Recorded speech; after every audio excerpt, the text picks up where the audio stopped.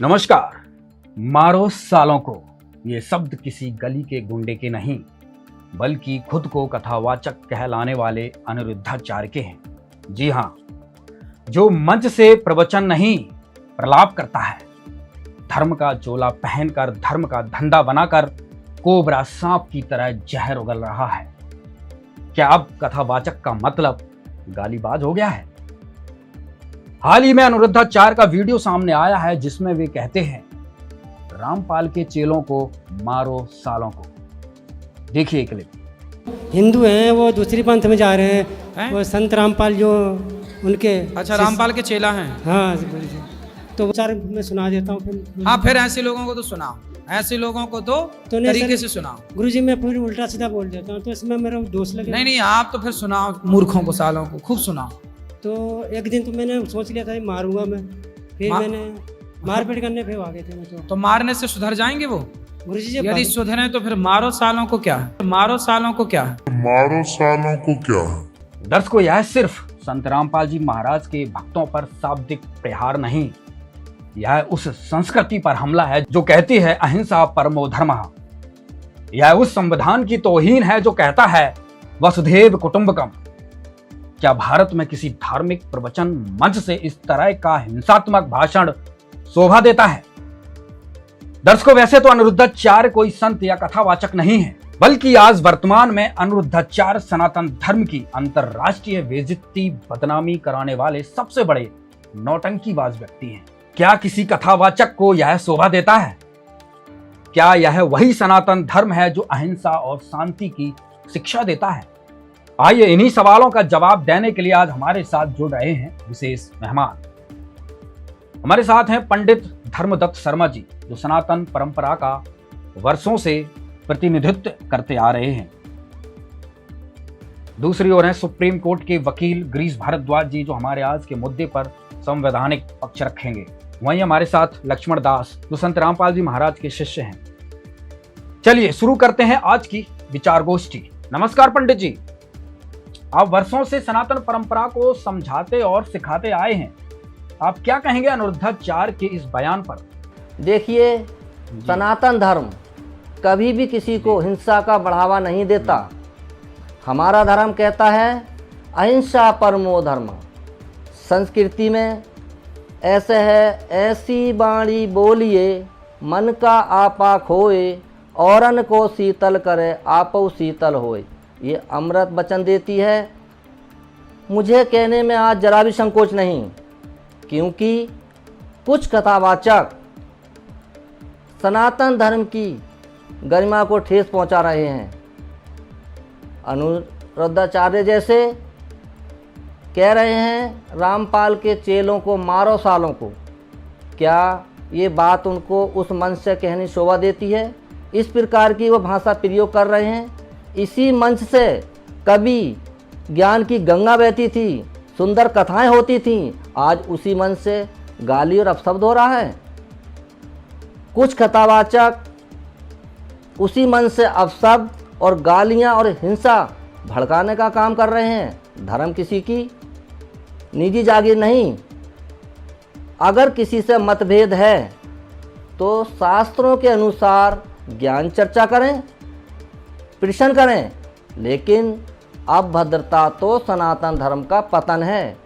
मैं एक सनातनी होने के नाते स्पष्ट करना चाहता हूं कि अनिरुद्धाचार्य जी का व्यवहार निंदनीय ही नहीं बल्कि धर्मद्रोह के बराबर है।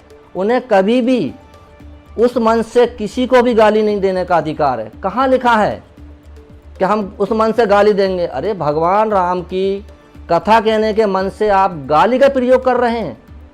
हमें तो ये बात पसंद नहीं है। हो सकता है हमारे जो भाई हैं, जो हमारी जनता है, उनको ही पसंद नहीं हो।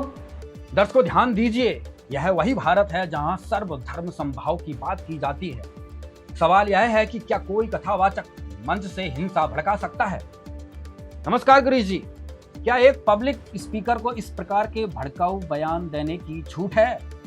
देखिए अभिषेक जी, पहले तो मैं आपको बताना चाहूँगा कि अनिरुद्धाचार्य जो कि इस समय एक गुरु और संत के पद पर बैठे हुए हैं, ऐसे पद पर बैठे हुए व्यक्ति को बहुत ही सोच समझकर मंच पर कोई बात बोलनी चाहिए। और जिस तरीके का बयान ये अनिरुद्धाचार्य ने दिया है वो बिल्कुल ही शर्मनाक है, जो बताता है कि उनके अंदर कितना ज्ञान है और कितने वो परिपक्व हुए हैं।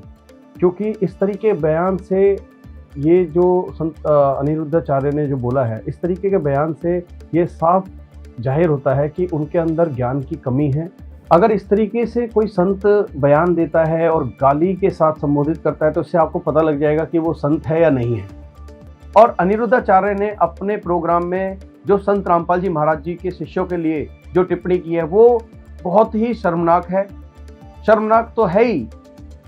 भारतीय न्याय संहिता धारा 195, 297 और 350 के तहत ये दंडनीय अपराध भी है। संत रामपाल जी महाराज जी के शिष्य बहुत ही शांति प्रिय हैं और उनका कोई भी मतलब इस तरीके का आज तक कोई भी ऐसा एक्ट नहीं देखा गया जिससे ये कहा जा सके कि वो समाज में कोई भी समाज विरोधी काम कर रहे हैं या कोई भी धर्म विरोधी काम कर रहे हैं। और जहाँ तक कि अनिरुद्धाचार्य ने जो ये बोला है कि संत रामपाल जी महाराज जी के शिष्यों को मारने के लिए और पीटने के लिए, भाले तलवार उठाने के लिए, तो ये बहुत ही शर्मनाक है। और इससे पता लगता है कि अनिरुद्धाचार्य कितने परिपक्व हुए हैं। एक संत और एक कथावाचक, मैं तो कथावाचक ही कहूँगा, एक कथावाचक को इस तरीके के बयान जो है मंच से नहीं देने चाहिए। इसके बहुत खतरनाक परिणाम जो है हो सकते हैं। देखिए अभिषेक जी, भारतीय न्याय संहिता के अंतर्गत जिस तरीके के बयान इन्होंने अनिरुद्धाचार्य ने दिए हैं ये एक कानूनी अपराध है। ये दो गुटों के बीच में दुश्मनी पैदा करवाना और किसी की धार्मिक भावनाओं को ठेस पहुंचाना, क्योंकि जिस तरीके के शब्दों का प्रयोग हुआ है ये पक्का है कि संत रामपाल जी महाराज जी के शिष्यों की जो धार्मिक भावनाएं उनको बहुत ठेस पहुंची है कि उनके गुरुजियों के बारे में और उनके बारे में इस तरीके का बयान दिया है। और साथ ही समाज में एक सांप्रदायिकता फैलाने का, झगड़े करवाने का इन्होंने काम किया है अनिरुद्धाचार्य जी ने। तो ये बहुत ही शर्मनाक है। जी, अगला सवाल लक्ष्मण जी आपसे है। आप संत रामपाल जी महाराज के शिष्य हैं और अनिरुद्धाचार्य के द्वारा आपके ऊपर जो ये टिप्पणी हुई है, आपकी क्या प्रतिक्रिया है इस विषय में? नमस्कार अभिषेक। अनिरुद्धाचार्य जी ने जो कहा है तो मैं तो यही कहना चाहूँगा कि हमें जो मारने आए हैं हम उनको ज्ञान देंगे, ज्ञान की बात करेंगे। संत रामपाल जी महाराज कहते हैं कि क्रोध से नहीं ज्ञान से जवाब दो बेटा। और हमारे पास शास्त्र प्रमाण है, तर्क है, सद्भक्ति है। अनिरुद्धाचार्य जी को लगता है कि हम गलत हैं तो आप खुले मंच पर संवाद कीजिए हमारे से। गाली, धमकी, हिंसा किसी संत को शोभा नहीं देता है। लेकिन हम कमजोर भी नहीं है, हमारी रक्षा पूर्ण परमात्मा करेगा। और कबीर साहिब जी की वाणी है, आवत गारी एक है, उल्टत होय अनेक, कहे कबीर न उल्टियो रहे एक ही एक। तो हम कबीर साहिब जी की इस सिद्धांत पे और जो हमारे सदगुरुदेव जी हमें शिक्षा और ज्ञान देते हैं उस आधार पर चलते हैं। और किसी भी प्रकार से उनको लगता है कि हम ज्ञान में गलत है तो आप आइए और हमारे से बात कीजिए, संवाद कीजिए। लक्ष्मण जी, अनिरुद्धाचार्य का ये बयान दर्शा रहा है कि उनको संत रामपाल जी महाराज के भक्तों से डर है। ये डर और भय किस बात का हो सकता है? ये बिल्कुल सही है। उनको भय इसी बात का है कि संत रामपाल जी महाराज जितनी भी बात करते हैं वो शास्त्रों से प्रमाण देखकर बात करते हैं, बताते हैं। और जितने भी आज कथावाचक है, धर्मगुरु है, उन्होंने अपने खुले मन से कुछ भी बोल दिया। लेकिन आज समाज इतना एजुकेटेड है, आज वही शिष्य उन्हीं धर्मगुरुओं से सवाल करने लग गए हैं, सवाल पूछने लग गए हैं और आज उनके पास जवाब नहीं है। तो उनको यही भय सता रहा है कि कहीं हमारी पोल न खुल जाए। अब हम आते हैं गिरीश जी। गिरीश जी, मैं जानना चाहता हूं, जो अनिरुद्धाचार्य ने संत रामपाल जी महाराज के भक्तों को लेकर जो जहर उगला है उसके विरुद्ध क्या कार्रवाई की गई है और क्या कार्रवाई की जा रही है? बिल्कुल अभिषेक जी, जिस तरीके के बयान अनिरुद्धाचार्य जी ने अपने प्रोग्राम में बोले हैं, हमने करावल नगर थाने में इसकी कंप्लेंट दी है, बाकायदा हमारे पास में उसकी डीडी एंट्री आ गई है। अब हम इसमें कानूनी कार्रवाई आगे बढ़ाएंगे, कोर्ट में भी एक कंप्लेंट फाइल करेंगे, क्योंकि इस तरीके के बयान को बिल्कुल भी बर्दाश्त नहीं किया जा सकता। ये समाज में हिंसा बढ़ाने और समाज को दो गुटों में बांटने का, बल्कि अनिरुद्धाचार्य के जो बयान है ना, उससे साफ साफ मतलब झलक पैदा होती है कि ये सनातनियों को भी बांट रहे हैं। एक तरफ ये ठेका लेते हैं कि ये सनातन धर्म के प्रचारक हैं, सनातन धर्म को बढ़ा रहे हैं, दूसरी तरफ ये सनातन धर्म इस तरीके के बयान से सनातन धर्म को बांट रहे हैं। अगर आप वास्तविकता में देखेंगे तो संत रामपाल जी महाराज जी का जो ज्ञान है वो सनातनी ज्ञान है और वो सनातन धर्म को प्रमोट कर रहा है। और अगर ये उन्हीं के शिष्यों को मारने की बात करेंगे, गाली का संबोधन करेंगे, तो कहीं ना कहीं ये समाज को बांट रहे हैं और सनातन को बांट रहे हैं। ये सनातन धर्म को प्रमोट नहीं कर रहे, ये सनातन धर्म को बांट रहे हैं और समाज में ये कहीं ना कहीं मिसगाइड कर रहे हैं लोगों को, ताकि संत रामपाल जी महाराज जी और उनके शिष्यों के ज्ञान के संत रामपाल जी महाराज जी के ज्ञान और उनके शिष्यों के बारे में कोई ना सोचे, उनसे ना बोले। तो ये कहीं ना कहीं डिस्क्रिमिनेशन जो पैदा कर रहे हैं, ये इनके ज्ञान को और इनके डर को साफ दिखाता है कि इन्हें किस तरीके से डर है संत रामपाल जी के महाराज जी के ज्ञान से, उनके शिष्यों से। क्योंकि उनके शिष्यों का आज तक आपने देखा होगा, उनके शिष्यों ने कभी कोई हिंसा नहीं की, समाज में हमेशा परोपकार के काम किए हैं। संत रामपाल जी महाराज जी का जो ज्ञान है वो हमेशा परोपकारी ज्ञान रहा है। संत रामपाल जी महाराज जी ने गरीबों के घर पे राशन पहुंचाना, सत्संग आदि कराना, शास्त्रों का प्रमाण दे के ज्ञान बताना, सत्य भक्ति बताना और उस भक्ति से लाखों करोड़ों लोगों को लाभ देना। आपने आज तक सुना है कि संत रामपाल जी महाराज जी के शिष्यों ने कोई हिंसा की है या कोई भड़काऊ, या संत रामपाल जी महाराज जी ने किसी भी सत्संग में कोई भड़काऊ भाषण दिया है? देखिए अभिषेक जी, मैं आपको एक बात और बताना चाहूँगा। अब तक जितनी भी FIR और जितने भी केस संत रामपाल जी महाराज जी के शिष्यों पे ज्ञान प्रचार को लेकर हुए हैं, वो सब निराधार हैं। वो केस कराने वाले वो व्यक्ति हैं जिन्होंने अपने शास्त्रों को नहीं पढ़ा। मैं आपको बताना चाहूँगा, मतलब राजस्थान में एक FIR हुई थी और उस FIR में इन्वेस्टिगेटिंग जो ऑफिसर था वो इतना समझदार था, उसने FIR होने के बाद में सारे शास्त्रों को पढ़ा और संत रामपाल जी महाराज जी की पुस्तकों को भी पढ़ा।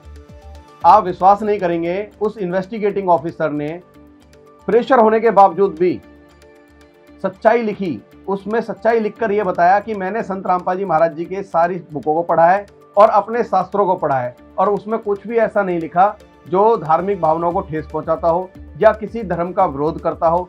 वो तो उल्टा शास्त्रों का समर्थन करता है। जो संत रामपाल जी महाराज जी का ज्ञान है वो शास्त्रों का समर्थन करता है और उनके बताए हुए ज्ञान के द्वारा ऐसा कहीं भी प्रतीत नहीं होता कि वो हिंदू विरोधी है। तो इस तरीके की अगर आप देखेंगे, इन्वेस्टिगेटिंग ऑफिसर एक समझदार व्यक्ति है, वो सारे केसों को उसने जो है डिटेल में जांचा है और वो अपने इस तरीके से बयान दे रहा है।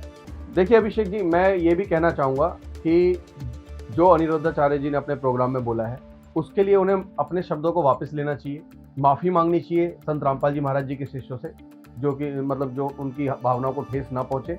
और एक कथावाचक का ये कर्तव्य भी है कि वो इस तरीके के वर्डों को ना बोले, अगर बोले हैं तो उसको वर्डों को वापस ले और क्षमा मांगे। लक्ष्मण जी, मेरा अगला सवाल आपसे है, जो ये अनिरुद्धाचार्य जैसे कथावाचक हैं, इनकी कथाओं से क्या समाज में परिवर्तन हो रहा है? क्या कहेंगे आप? जी अभिषेक, ये जो अनिरुद्धाचार्य है, ये काहे के कथावाचक है? इनको किसने अधिकार दिया है कथा करने का? भागवत कथा करने का अधिकार किसने दिया इनको? अब मैं आपको श्रीमद् भगवत महापुराण 26 नंबर वॉल्यूम गीता प्रेस गोरखपुर से ये छपा हुआ है और जय दयाल गोविंद का इनके राइटर है। मैं इसी में से आपको प्रमाण करके दिखाऊंगा कि भागवत का करने का अधिकार किसको होता है। तो एक समय की बात है, राजा परीक्षित जंगल में जाते हैं शिकार करने। हरिणों के पीछे दौड़ते दौड़ते उनको भूख प्यास लगती है और फिर एक ऋषि के कुटिया में जाते हैं। वो ऋषि बहुत ही ध्यान में थे तो उन्होंने वहाँ भूख प्यास के लिए गए, लेकिन वो समाधि में थे तो उनका ध्यान नहीं गया। तो वहाँ से राजा परीक्षित क्रोधित होकर गुस्सा होकर वहाँ से चले जाते हैं। लेकिन राजा परीक्षित ने क्या किया कि एक मरा हुआ सांप था, वो मरा हुआ सांप उस ऋषि के गले में डाल दिया और जैसे ही ऋषि के पुत्र ने देखा ये, तो उसने बहुत ही अपमान महसूस किया अपने पिताजी का और राजा परीक्षित को श्राप दे दिया कि आज से 7वें दिन आपको तक्षक सर्प डसेगा और मौत होगी। यह सुनकर राजा परीक्षित बहुत भयभीत हुए। वो अपनी राजधानी में आ जाते हैं वहाँ पे और बहुत चिंतन मनन करते हैं और ऐसे करते करते वो गंगा के तट पर आ जाते हैं। वहाँ पे वो अपने ध्यान में बैठ जाते हैं, भगवान को याद करते हैं। तो वहाँ पे बहुत से ऋषि महर्षि वहाँ आते हैं और मैं आपको यहाँ पे ये बताना चाहूँगा कि वहाँ पे ऋषि महर्षि कौन आते हैं, जिसमें आपको नाम बताता हूँ भी आपको। वहाँ पे अत्रि, वशिष्ठ, च्यवन, सर्दमान, अरिष्टनेमि, भृंगु, अंगिरा, पराशर, विश्वामित्र, परशुराम, उत्तत्य, इंद्र प्रमदः, इदम वहा, मेघातिथि, देवल, आष्टिसेन, भारद्वाज, गौतम, पिपलाद, मैत्रेय, औरव, कवश, अगस्त्य, भगवान व्यास, नारद और इनके अतिरिक्त और भी कई श्रेष्ठ देवर्षि, ब्रह्म ऋषि और अनुनादि राजर्षियों का शुभागमन हुआ। अब आप ये देखें कि वेद व्यास जी ने भागवत लिखी, लेकिन पूरी पृथ्वी पे किसी को भी भागवत करने का अधिकार नहीं था। तो यहाँ पे ये सारे ऋषि आए, लेकिन इनमें से किसी को अधिकार नहीं था। तो भगवान विष्णु ने स्वर्ग से सुखदेव ऋषि जी को भेजा कथा करने के लिए। क्यों? कि 7वें दिन रिजल्ट आना था। तो किसी की हिम्मत नहीं भागवत करने की और किसी के पास अधिकार नहीं। तो सुखदेव जी वहां आते हैं और जैसे सुखदेव जी आते हैं, ये जितने भी ऋषि महर्षि बैठे हैं ये सारे खड़े हो जाते हैं और सुखदेव जी को वहां आसन देते हैं। सुखदेव जी वहां बैठते हैं और सुखदेव जी फिर वहां पे कथा करते हैं और 7 दिन की कथा होते ही तक्षक सर्प उनको डस लेता है और राजा परीक्षित शरीर छोड़ देते हैं। तो मैं अभी से आपको ये प्रमाण दिखाया है श्रीमद् भगवत महापुराण से। किसी को अधिकार नहीं था भागवत करने का। तो ये अनिरुद्धाचार्य को कहां से कहां से अधिकार मिल गया इनको भागवत करने का? किसने दे दिया अधिकार भाई? तो ये शास्त्र तो मानते ही नहीं है ना, ये मनमुखी हो गए, मनमुखी साधनाएं करते हैं और शिष्यों से करवाते हैं। तो ये झूठे गुरु खुद भी नरक में जाएंगे और शिष्यों को भी नरक में डालेंगे। ये सारी फौज इकट्ठी हो रखी है झूठों की। तो ये हो रहा है। तो ये कोई अधिकारी नहीं है, कथावाचक नहीं है ये, और जनता अब इनको जूते मारेगी और इनको ये भागना पड़ेगा यहाँ से। ये ज्यादा चलने वाले नहीं है। जी अभिषेक। पंडित जी, एक बार आपकी तरफ आता हूँ, आपसे जानना चाहता हूँ, क्या किसी कथावाचक को यह शोभा देता है? क्या यह वही सनातन धर्म है जो अहिंसा, सहिष्णुता और शांति की शिक्षा देता है? क्या कहेंगे आप? देखिए, ना तो सनातन में ऐसा कहीं है और ना गुरु मर्यादा में। अगर गुरु मर्यादा में अनिरुद्धाचार्य जी होते और सनातनी अगर होते तो वो उस मंच से गाली नहीं देते। गाली देने से होता है हमारी गुरु मर्यादा ख़त्म हो जाती है। हमारा गुरु ये नहीं सिखाता, मेरा भी गुरु है, हमारा भी गुरु पंडित जी हैं, लेकिन हमें उन्होंने कभी गाली नहीं सिखाई। लेकिन अनिरुद्धाचार्य जी को ये गाली किसने सिखाई? ये गाली देने का अधिकार किसने दिया? उनके गुरुजी ने दिया। मैं नहीं मानता भाई गुरुजी उनको गाली सिखाएंगे, लेकिन वो गुरु मर्यादा में नहीं हैं और ना सनातनी हैं, इसलिए वो गाली मन से दे रहे हैं। और देखिए, गाली तो कहीं भी देना नहीं चाहिए, गाली तो किसी को भी नहीं देना चाहिए। गाली ही शब्द बुरा है। लेकिन आज हमारे जो कथावाचक हैं, जो आज हमारे मंच पे बैठ कर अपशब्द और गालियां और हिंसा भड़काने का काम कर रहे हैं, लेकिन उनको ये शोभा नहीं देता।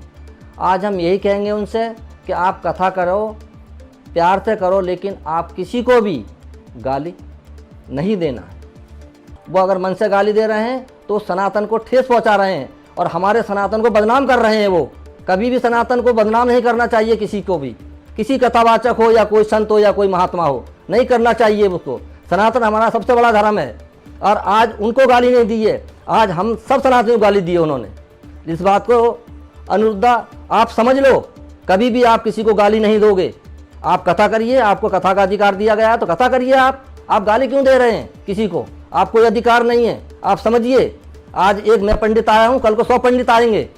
हमें बदनाम कर रखा है, तुम्हारी वजह से हमारा सिर नीचे हो रहा है। आज हम मंच पर आए हैं, लेकिन इसी कारण से आए हैं, हमने सुना तुम्हारा प्रवचन। क्या गाली प्रवचन होता है?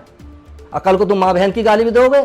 आज तुम साले और मारो काटो ये कर रहे हो, क्या आपका अधिकार बनता है?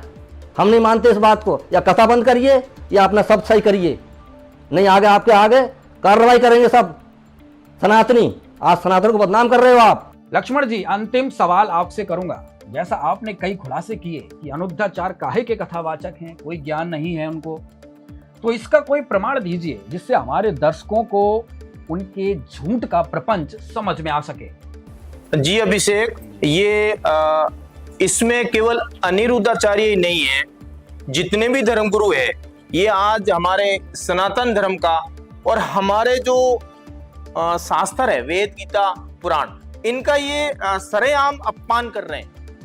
इनको ज्ञान ही नहीं है, ये कथाओं में क्या कह रहे हैं और इनमें शास्त्रों में क्या लिखा हुआ है। तो ये सरेआम अपमान कर रहे हैं और ये अपमान अब हम नहीं सहेंगे। इसको जनता के सामने पूरा खुलासा करेंगे और कर रहे हैं लगातार। सोशल मीडिया पे देख लें, किसी भी प्लेटफॉर्म पे देख लें, संत रामपाल जी महाराज का ज्ञान पूरे विश्व में छाया हुआ है और हर व्यक्ति इस ज्ञान को सुन रहा है, समझ रहा है और इन्हीं झूठे धर्म गुरुओं से सवाल कर रहे हैं आज।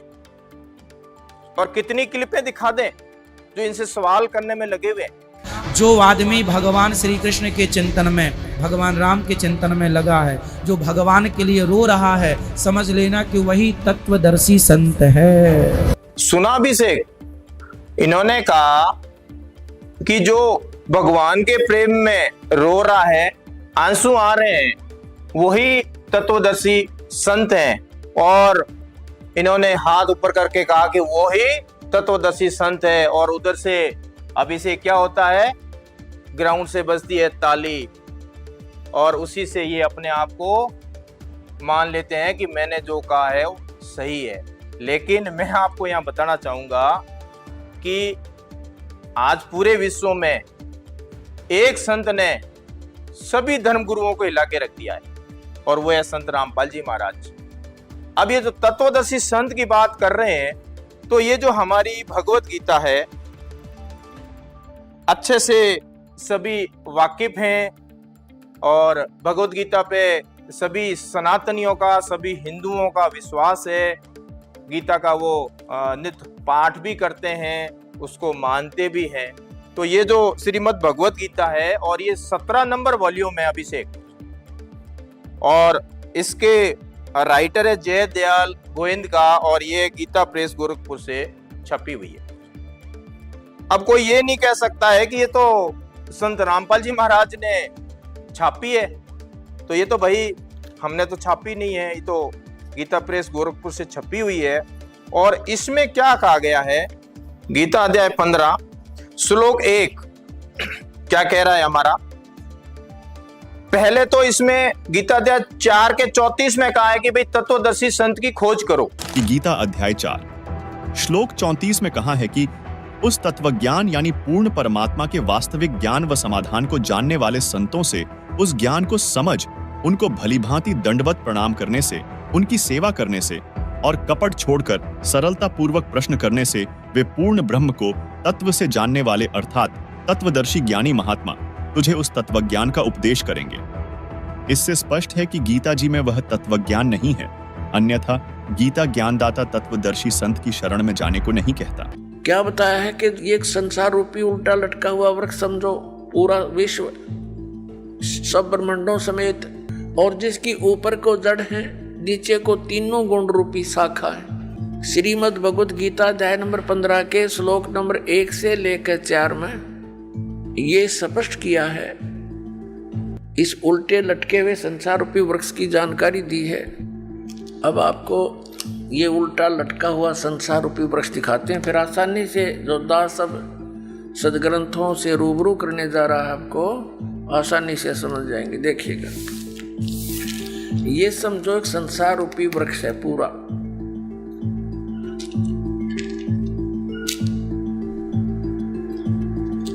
ऊर्ध्व मूलम अधः शाखम। देखिए श्रीमद् भगवत गीता अध्याय नंबर 15 का ये पंचदशो अध्याय यानी 15वां अध्याय है।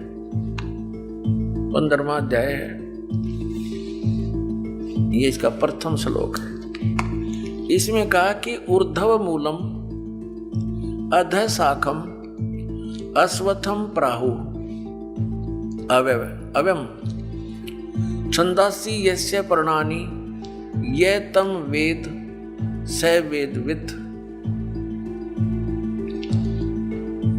ऊर्ध्व मूलम इसका अर्थ है कि ऊपर को जड़ और नीचे को शाखा। अधः माने नीचे होता है, ये भ्रमित है, इन्होंने गलत कर दिया। अधः माने ब्रह्मा रूप मुख्य शाखा वाले, नहीं। ये दूसरा अध्याय में 15वें अध्याय के दूसरे श्लोक में 2 बार अधः है, अधः अधः। इसका अनुवाद इन्होंने इसके अगले पृष्ठ पे किया है। अधः माने नीचे, अधः माने नीचे, अधः माने नीचे, ऊर्ध्व माने ऊपर, अधः माने नीचे, अधः माने नीचे। तो हम यहाँ इसको शुद्ध कर लेंगे, इन्होंने गड़बड़ कर दी थोड़ी सी, ये बेईमानी करके जान के समझ में ना आई। अब हम फिर 15वें अध्याय के प्रथम मंत्र में फिर आगे हैं। ऊर्ध्व मूलम ऊपर को जड़ और अधः शाखम नीचे को शाखा वाला, अश्वत्थम प्राहु अव्यम ये संसार रूपी पीपल का अविनाशी वृक्ष कहा है। छंदासी यस्य पर्णानि इसके जो पत्ते आदि जो हैं इसके छंद हैं, विभाग हैं, पार्ट हैं। ये तम वेद उन सभी भागों को जो जानता है, तम उस अज्ञान अंधकार में छपे हुए उन सब विभागों को जानता है। स वेदवित् वह वेद के तात्पर्य को जानने वाला है, अर्थात वो तत्वदर्शी संत है। ये देखिएगा, आदि पुरुष परमेश्वर रूप मूल वाले, ये भाव कहने का ये है कि ऊपर को जो जड़ है ये वाली, ये ऊपर को जो जड़ है ये तो समझो ऊर्ध्व मूलम तो है आदि पुरुष परमेश्वर यानी परम अक्षर ब्रह्म, ये तो है वो सच्चिदानंद घर ब्रह्म समझो ये जड़ें तो। और ये तना अक्षर पुरुष, ये परम अक्षर पुरुष, ये तना अक्षर पुरुष। ये देखिएगा, ये पूर्ण ब्रह्म कहो, परमेश्वर कहो, परम अक्षर ब्रह्म कहो या सच्चिदानंद घन ब्रह्म कहो, ये जड़ें हैं। जैसे ये जड़ ओनली जड़, और फिर इसके बाहर जो जमीन से बाहर दिखाई देता है इसको पेड़ बोलते हैं। गीता ज्ञान दाता ने केवल इतना ही कहा कि ऊर्ध्व मूलम ऊपर को जड़ और नीचे को शाखा वाला, ये संसार रूपी पीपल का वृक्ष कहा है। और जो संत इसके सभी छंद यानी विभागों को जानता है, स वेदवित् वो तत्वदर्शी संत है। परमेश्वर कबीर जी ने 600 वर्ष पहले आकर कहा था, तत्वदर्शी संत की भूमिका बताई थी अपने सच्चिदानंद घन ब्रह्म की वाणी में अपने मुख कमल से बोलकर। वो ऐसी ही लीला करता है, वेद भी प्रमाण देते। 600 वर्ष पहले लगभग परमात्मा ने बताया था कि अक्षर पुरुष एक पेड़ है जो जमीन से बाहर दिखाई देता, उसको वृक्ष बोलते। अक्षर पुरुष एक वृक्ष है और सरपुरुष वा की डार जिसको निरंजन भी कहा है, ज्योति निरंजन। और तीनों देवा रजगुण ब्रह्मा सतगुण विष्णु तम गुण शिव जी, तीनों देवा शाखा हैं और पात रूप संसार। अब गीता ज्ञानदाता कहता है कि जो इस संसार रूपी वृक्ष के जो ऊपर को जड़ नीचे को शाखा वाला उल्टा लटका संसार रूपी वृक्ष है, जो इसके सभी छंद यानी सभी विभागों को बता देगा, वो तत्वदर्शी संत है, वो वेद के तात्पर्य को जानने वाला है। अब देखिएगा, परमात्मा ने 600 वर्ष पहले बता दिया था कि अक्षर पुरुष एक पेड़ है, ज्योति निरंजन यानी सरपुरुष वा की डार और तीनों देवा शाखा है, ये पात रूप संसार। अब देखो, परमात्मा ने बताया कबीर अक्षर पुरुष एक पेड़ है, निरंजन वा की डार, इसको सरपुरुष भी कहते हैं ज्योति निरंजन को। और तीनों देवा रजगुण ब्रह्मा सतगुण विष्णु तमगुण शिव जी रूपी शाखा है, ये पात रूप संसार। ये देखिएगा, ये क्योंकि ये जमीन से ये प्रोक्ष है, पूर्ण परमात्मा तो गुप्त है। जमीन में जैसे जड़ प्रोक्ष होती है, जमीन में जैसे जड़ प्रोक्ष होती है। अब ये तना, ये अक्षर पुरुष है। अक्षर पुरुष एक पेड़ है और सर पुरुष वह की डार, ये मोटी डार। सर पुरुष कहो, ज्योति निरंजन कहो, काल ब्रह्म कहो, और तीनों देवा, रजगुण ब्रह्मा, सतगुण विष्णु, तमगुण शिव जी, ये शाखा है। और बात रूप संसार तो सच्चिदानंद घन ब्रह्म की वाणी में ये कंप्लीट ज्ञान लिखा हुआ है। गीता जी के अध्याय नंबर 4 के श्लोक नंबर 32 का ये निष्कर्ष है कि उस सच्चिदानंद घन ब्रह्म की वाणी में सब साधना यानी धार्मिक अनुष्ठानों की जानकारी बहुत विस्तार के साथ और यथार्थता से दे रखी है। उससे पूछो।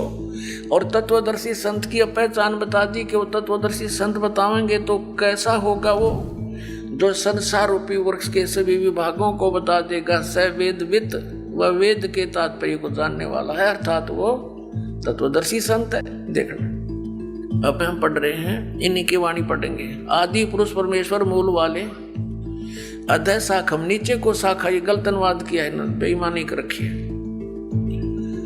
और संसार रूपी पीपल के वृक्ष को अविनाशी कहते हैं। वेद जिसके पत्ते कहे गए, संतों का अर्थ वेद कर दिया। और उस संसार रूप वृक्ष को जो पुरुष मूल सहित जड़ से लेकर और पत्तों तक, ये समझो, मूल सहित तत्व से जानता है, स वेदवित, वह वेद के तात्पर्य को जानने वाला है। वो तत्वदर्शी संत है, वो वास्तव में ज्ञानी तत्वदर्शी संत। तो ये तत्वदर्शी संत की भी इनको न तो पहचान के बारे में पता है, और ये सिर्फ हुआ भाई बकरे अनिरुद्धाचार्य जी। भगवान श्री कृष्ण कहते हैं गीता के 18वें अध्याय में, अर्जुन तू सब छोड़ और माम एकम शरणम व्रज। यहाँ गीता पूरी हो रही है, अब कुछ श्लोक और रह गए। यहाँ भगवान ये बात कह के लगभग अपनी बात को अब पूरा कर रहे हैं कि तू मेरी शरण में आ। ये व्रज का अर्थ समझाने में लगे हुए हैं, इनको पता भी नहीं है।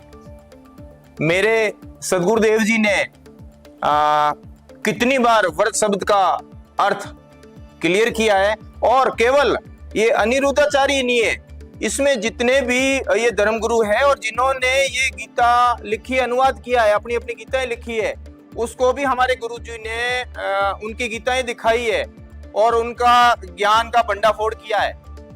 तो मैं आपको यहाँ पे दिखाता हूँ गीता से ही, श्रीमद् भगवत गीता, वही 17 नंबर वॉल्यूम, जयदयाल गोविंद का, गीता का 18 अध्याय का 62वां श्लोक क्या कह रहा है। तम एवं शरणम गच्छ सर्वभावेन भारत, तद प्रसादात प्रमाम शांतिम स्थानम प्राप्यसि शाश्वतम। हे भारत, सब प्रकार से उस परमेश्वर की ही शरण में जा। अभिषेक, आज का जो समाज है, जो बच्चे हैं, यूथ हैं, वो सब पढ़े लिखे, और यहाँ पे आपको सारा प्रमाण दिखा करके ही बात चल रही है। शरणम गच्छ, शरण में जा, 18 का 62वां श्लोक कह रहा है, उस परमात्मा की कृपा से तू परम शांति को, सनातन परम धाम को प्राप्त हो जाएगा, सनातन परम धाम को प्राप्त हो जाएगा, शाश्वतम स्थान में चला जाएगा, जहां से जाने के बाद में वापस यहाँ इस मृत्यु लोक में नहीं आते हैं, पूर्ण मोक्ष मिल जाता है। परम धाम हमारी गीता कह रही है। अब ये तो सरे आम हमारे शास्त्रों का अपमान कर रहे हैं ये लोग, और अब हम इसको बर्दाश्त नहीं करेंगे। दुनिया को सच्चाई बताने लग रहे हैं और जन जन तक ये परमात्मा का तत्व ज्ञान जो संत रामपाल जी महाराज जी के द्वारा दिया जा रहा है, इसको हम पहुंचा के रहेंगे। और मैं ये कहना चाहूंगा कि संत रामपाल जी महाराज जी का नाम लेने से पहले आप उनके शिष्यों से बात कर लें ज्ञान में एक बार, उसके बाद में हमारे गुरुदेव का नाम लेना कि हमारे गुरुदेव क्या ज्ञान दे रहे हैं। और क्या ज्ञान नहीं दे रहे। ये तो है 62वां श्लोक कह रहा है।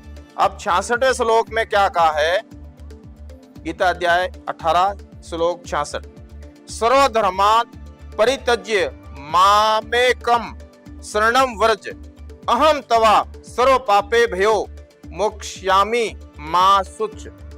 संपूर्ण धर्मों को अर्थात संपूर्ण कर्तव्य कर्मों को मुझ में त्याग कर, मुझ में छोड़कर मुझे दे दे। जितने भी तुमने धार्मिक कर्म किए यहाँ पे मुझ में दे दे, मेरे को दे दे, मुझ में दे करके, मेरे को दे करके माम शरणम व्रज, मुझ सर्वशक्तिमान सर्वाधार परमेश्वर की शरण में आजा।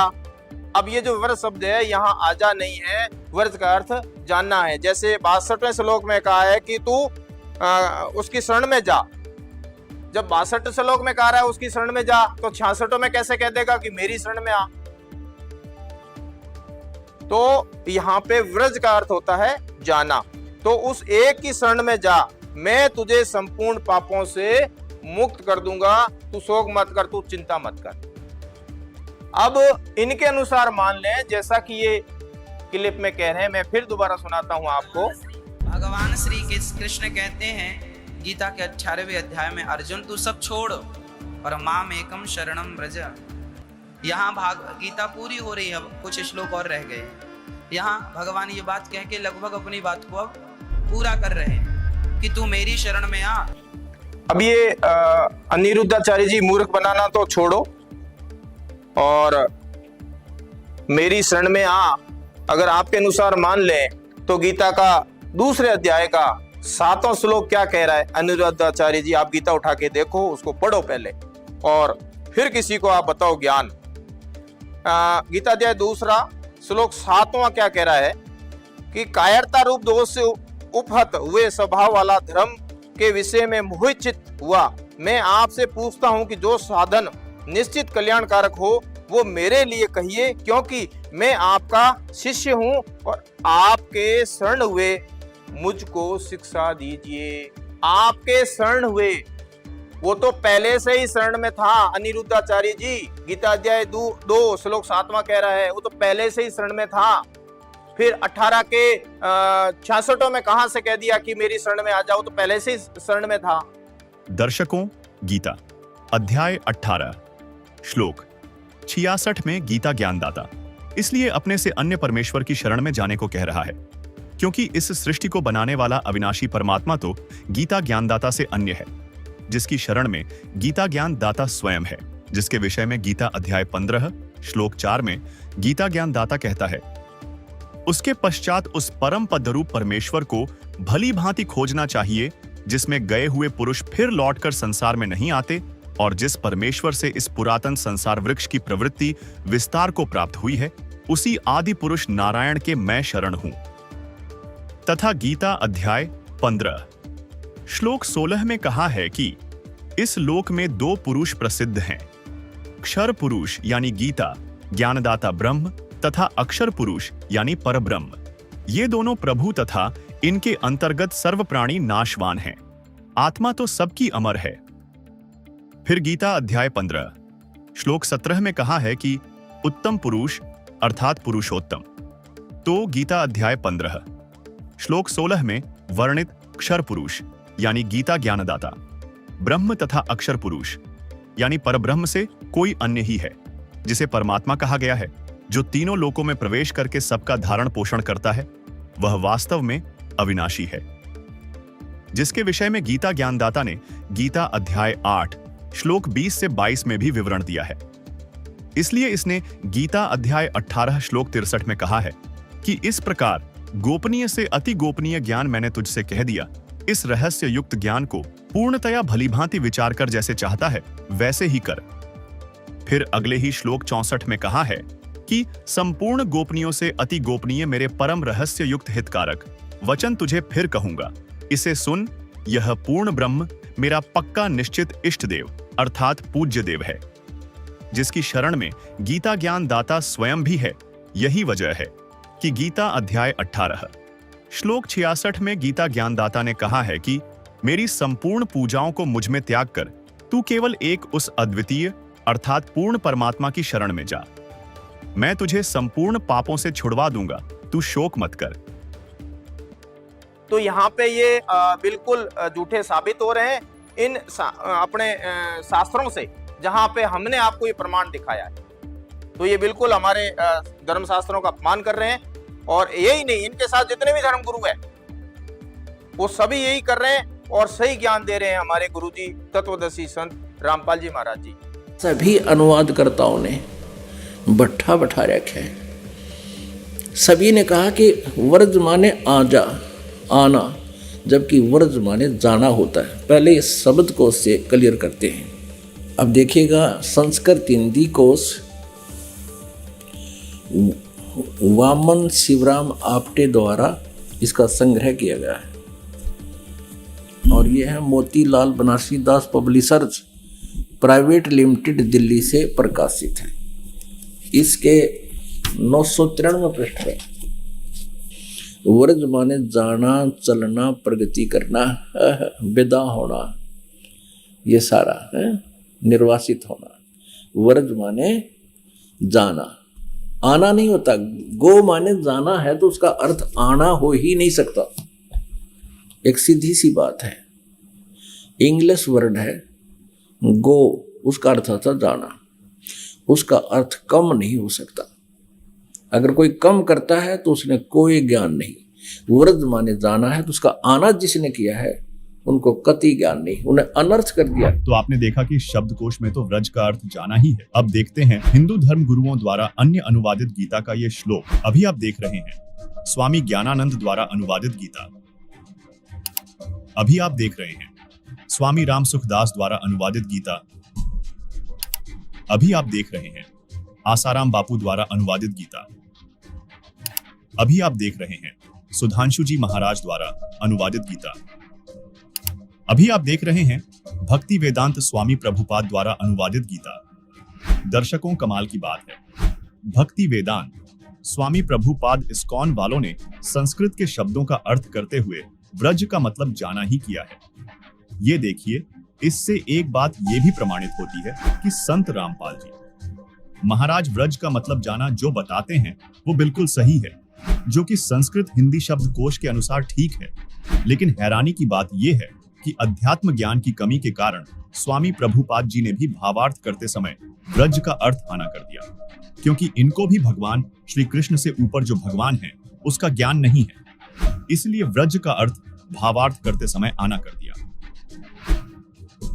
ये आपने देखी 5 सुप्रसिद्ध धर्म गुरुओं द्वारा अनुवादित गीता, जिसमें सभी ने व्रज का अर्थ आना किया हुआ है, जो कि शब्दकोश से मिलान नहीं करता, जिससे स्पष्ट होता है कि गीता का ज्ञान किसी को नहीं है। अब देखते हैं संत रामपाल जी महाराज द्वारा अनुवादित गीता। अभी आप देख रहे हैं संत रामपाल जी महाराज द्वारा अनुवादित गीता।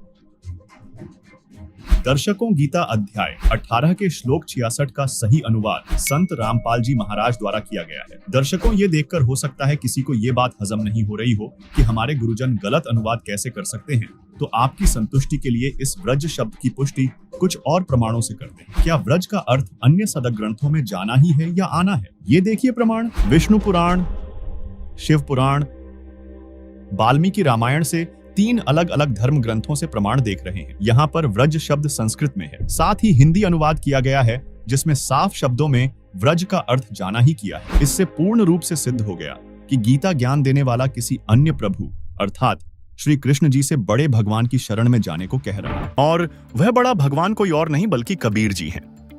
तो आपके मन में आएगा कि कबीर जी कहां से भगवान हो गए, वे तो एक कवि थे। हम आपको बता दें, कबीर जी अलग से कहीं से नहीं आए, बल्कि जब राम, कृष्ण, ब्रह्मा, विष्णु, शिव, दुर्गा, ब्रह्म पर ब्रह्म की उत्पत्ति भी नहीं हुई थी, उस समय भी कबीर परमेश्वर विद्यमान थे, जिनका प्रमाण वेदों तथा गीता में भी मिलता है। गीता अध्याय 8 श्लोक 9 व 10 में लिखा है। गीता अध्याय 8 श्लोक 9। कविं पुराणं अनुशासितारम् अणोरणीयां समनुस्मरेद्यः सर्वस्य धातारमचिन्त्य रूपम् आदित्यवर्णं तमसः परस्तात्। कबीरदेव अर्थात कबीर परमेश्वर जो कवि रूप में प्रसिद्ध होता है, वह अनादि, सबके नियंता सूक्ष्म से भी अति सूक्ष्म सबके धारण पोषण करने वाला अचिंत्य स्वरूप सूर्य के सदृश नित्य प्रकाशमान है, जो साधक उस अज्ञान रूप अंधकार से अति परे सच्चिदानंद घन परमेश्वर का सुमरण करता है। गीता अध्याय 8 श्लोक 10।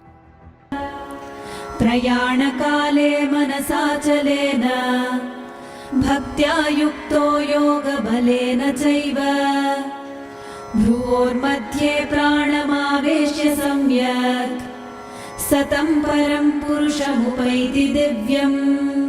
वह भक्तियुक्त साधक अंतकाल में नाम के जाप की भक्ति के प्रभाव से भ्रिकुटी के मध्य में प्राण को अच्छी प्रकार स्थापित करके फिर निश्चल मन से अज्ञात दिव्य रूप परम भगवान को ही प्राप्त होता है। ऋग्वेद मंडल 9 सूक्त 96 मंत्र 17, जिसमें लिखा है, शिशुम जज्ञानम हरयतम मृजंति शुंभंति वहिन मरुतः गणेन कविर गीर भी काव्यना कविर संत सोमह पवित्राम अत्यति रेभन।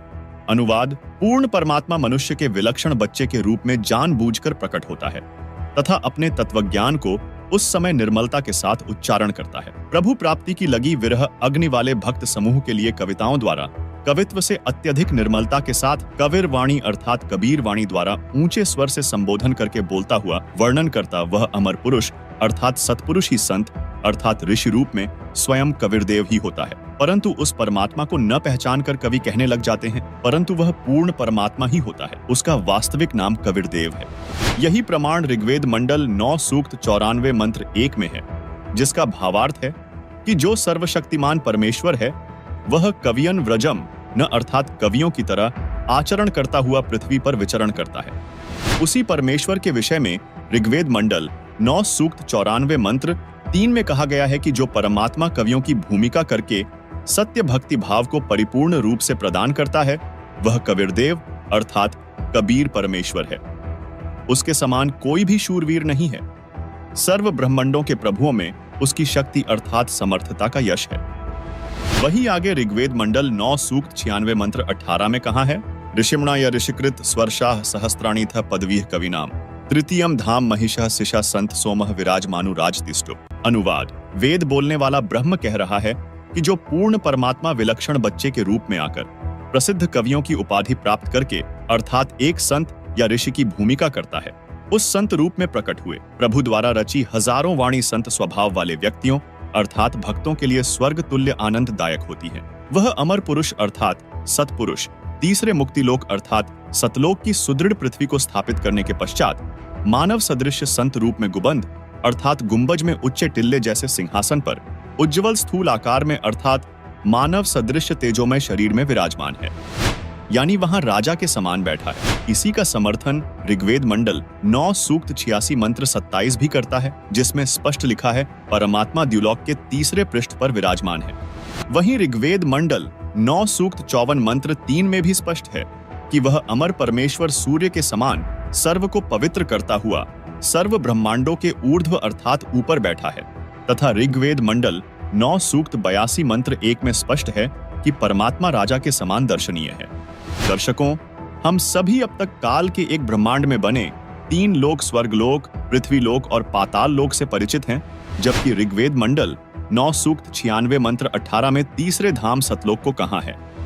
जैसे एक ब्रह्म का लोक जो 21 ब्रह्मांड का क्षेत्र है, दूसरा पर ब्रह्म का लोक जो 7 संख ब्रह्मांड का क्षेत्र है, तीसरा परम अक्षर ब्रह्म अर्थात पूर्ण ब्रह्म का सतलोक है जो असंख्य ब्रह्मांडों का क्षेत्र है। क्योंकि पूर्ण परमात्मा ने सतलोक में सतपुरुष रूप में विराजमान होकर नीचे के लोकों की रचना की है, इसलिए ऋग्वेद मंडल नंबर 9 सूक्त 96 मंत्र 18 में नीचे के ब्रह्म और परब्रह्म के लोकों की गणना करते हुए तीसरा धाम सतलोक को कहा है।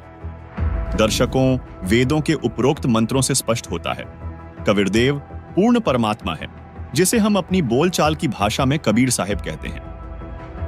वह कबीर परमात्मा एक संत रूप में प्रकट होता है और कबीर वाणी अर्थात दोहों लोकोक्तियों के माध्यम से अपना तत्वज्ञान प्रदान करता है, जिससे एक प्रसिद्ध कवि भी कहलाता है, लेकिन वह होता है परमात्मा। दर्शकों, इसी का प्रमाण देते हुए आदरणीय संत गरीबदास जी महाराज कहते हैं कि जाके अर्ध रूम पर सकल पसारा ऐसा पूर्ण ब्रह्म हमारा, गरीब अनंत कोटि ब्रह्मांड का एक रति नहीं भार। सतगुरु पुरुष कबीर हैं कुल के सृजनहार, गरीब परमेश्वर एक कबीर है दूजा नहीं आधार। दास गरीब सकल सृष्टि का यों ही सिरजनहार। इसी का प्रमाण आदरणीय दादू जी देते हैं कि जिन मोको निज नाम दिया सोई सदगुरु हमार, दादू दूसरा कोई नहीं कबीर सृजनहार। इसी से संबंधित नानक जी की वाणी श्री गुरु ग्रंथ साहिब के पृष्ठ 731 पर अंकित है। अंधुला नीच जात परदेसी, खिन आवे तिल जावे, ताकि संगत नानक रहिंदा, क्यों कर मूड़ा पावे। इसके साथ एक अन्य उल्लेख गुरु ग्रंथ साहिब में रागसिरी महल्ला पहला पृष्ठ 24 शब्द 29 पर मिलता है, जिसमें नानक जी ने कबीर परमात्मा का जिक्र करते हुए कहा है, एक स्वान दो स्वानी नाल, पलके भौंके सदा बयान, कूड़ शुरा मुठा मुर्दार, तान कुरूप रहा करतार। मैं पत की बंद ना करनी की कार, हाँ बिगड़े रूप रहा विकराल, तेरा एक नाम तारे संसार। मैं एहा आस एहो आधार, रहा मुख निंदा आखा दिन रात, पर कर जो ही नीच सनात, काम क्रोध तन वसै चंडाल, तान कुरूप रहा करतार। हाही सुरत मुलुकी वेश, हों ठगवाड़ा ठगी देश, खरा सियाणा बहुता पार, तान कुरूप रहा करतार। मैं कीता ना जाता हराम खोर, हाँ क्या मोह देसा दुष्ट चोर, नानक नीच कहे विचार, तान करूप रहा करतार। वहीं श्री गुरु ग्रंथ साहिब के राग तिलंग महल्ला पहला पृष्ठ 721 पर नानक जी ने कहा कि यक अर्ज गुफ्तम पेश तो दरगोश उन करतार, हका कबीर करीम तू बेऐब परवदगार, दुनिया मुकाम फानी ताकीक दिल दानी, मम सर मुए अजराइल गिरफ्ता, दिल हेच नादानी, रहा जान पिसर पदर बिरादरा, कस नेस दस्तंगीर, आखिर व्यफ्तम कस नदार्द, चूं शवद तकबीर, शब रोज गश्तम दर हवा, कर देम बदी ख्याल, घाहे नाने की कार करदम, मम ई चिनी अहवाल, बदबख्त हम चो बखील गाफिल, बेनजर बेबाक, नानक बगोयद जंतुरा, तेरे चाकरा पाखाक। अर्थात हे शब्द स्वरूपी करता, अर्थात शब्द से सर्व सृष्टि के रचनहार निर्गुणी संत रूप में आए दयालु सत कबीर, आप निर्विकार परमेश्वर हैं। आपके समक्ष अर्थात आपके द्वार पर पूरी तरह जानकर एक हृदय से विशेष प्रार्थना है कि हे महबूब, यह संसार रूपी ठिकाना नाशवान है। जीव के शरीर त्यागने के पश्चात अजराइल नामक फरिश्ता यमदूत बेरहमी के साथ पकड़कर ले जाता है। उस समय कोई साथी व्यक्ति जैसे बेटा पिता भाई चारा साथ नहीं देता। अंत में सर्व उपाय फर्ज अर्थात कोई क्रिया काम नहीं आती तथा आवाज भी बंद हो जाती है। प्रतिदिन की तरह न रुकने वाली चलती हुई वायु की तरह बुरे विचार गस्त करते रहते। शुभ कर्म करने का मुझे कोई जरिया अर्थात साधन नहीं मिला। ऐसे बुरे समय में हमारे जैसे नादान लापरवाह भक्ति और भगवान का वास्तविक ज्ञान न होने के कारण ज्ञान नेत्रहीन था तथा ऊवाबाई का ज्ञान कहता था। नानक जी कह रहे हैं कि हे कबीर परमेश्वर, आपकी कृपा से आपके सेवकों के चरणों की धूल डूबता हुआ बंदा पार हो गया। दर्शकों, इन सभी प्रमाणों से स्पष्ट होता है कि परम अक्षर ब्रह्म अर्थात पूर्ण ब्रह्म वास्तव में कबीर परमेश्वर जी हैं और यही हमारे लिए पूजा योग्य है। और ये जनता को आज ठगने में लगे हुए हैं, तो अब ये नहीं ठग पाएंगे, क्योंकि अब संत रामपाल जी महाराज का ज्ञान पूरी दुनिया के सामने आ चुका है। जी अभिषेक जी, आप सभी का बहुत बहुत धन्यवाद जो आपने हमारी चर्चा में, हमारी विचार गोष्ठी में आपने हिस्सा लिया। दर्शकों, आपने आज की इस चर्चा में सुना, एक तरफ हमारे साथ पंडित जी थे, उन्होंने बताया सनातन धर्म कभी भी हिंसा का समर्थन नहीं करता है। वकील जी ने बताया इस प्रकार की भाषा का स्थान ना तो संविधान में है और ना ही सभ्य समाज में स्वीकार्य है। वहीं संत रामपाल जी महाराज के शिष्य ने शांतिपूर्वक बताया कि सत्य को प्रमाण के साथ रखा जाए, ना कि अपशब्दों का प्रयोग किया जाए, और उन्होंने बाकायदा उसको प्रूव भी किया है। लेकिन सवाल अब भारत की जनता से है, क्या धर्म के मंच से जहर उगलने की छूट दी जा सकती है? क्या ऐसे कथावाचकों की भाषा पर लगाम नहीं होनी चाहिए? और क्या यह देश जो वसुधैव कुटुंबकम की भावना रखता है, वहां मारो सालों को जैसे शब्दों का कोई स्थान हो सकता है? अब फैसला आपके हाथ में है। आवाज उठाइए, सत्य का साथ दीजिए। हम फिर लौटेंगे अगली पड़ताल के साथ, तब तक के लिए दीजिए इजाजत। धन्यवाद।